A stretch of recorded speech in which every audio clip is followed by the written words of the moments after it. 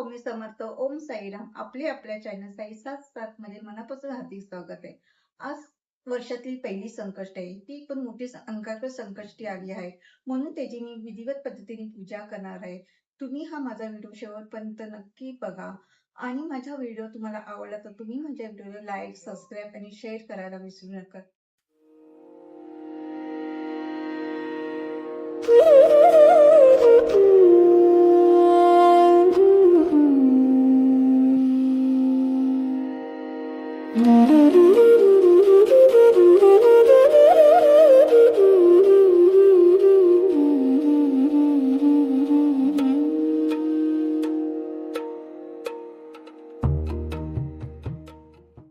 जो कोणी अंगारकी चतुर्थीचा उपवास करतो त्यांना संपूर्ण वर्षभर संकष्टी करण्याचे फळ मिळते. प्रत्येकाच्या घरात गणपती बाप्पांची मूर्ती असते. मग आपण सकाळी उठून सुसुरभूत होऊन गणपती बाप्पांची पूजा करायची आहे.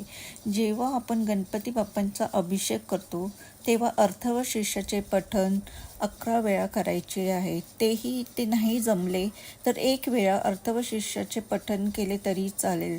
तेही नाही जमले तर 108 वेळा ओम गणगणपते नमः या मंत्राचा जप केला तरीही चालेल.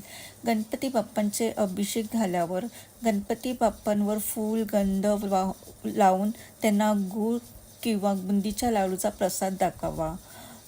ते अभिषेकचे पाणी आहे ते आपण आपल्या घरच्यांना तीर्थ म्हणून ग्रहण करावे आणि दिवसभर 11 वेळा श्री गणपती बाप्पांचा अथर्व शीर्ष पठण करायचे आहे व शेवटी फलश्रुती पठण करावी.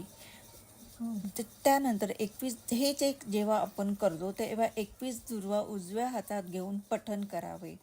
त्या दुर्वा गणपती बाप्पांना अर्पण करावे. ओम गणगणपते नमः.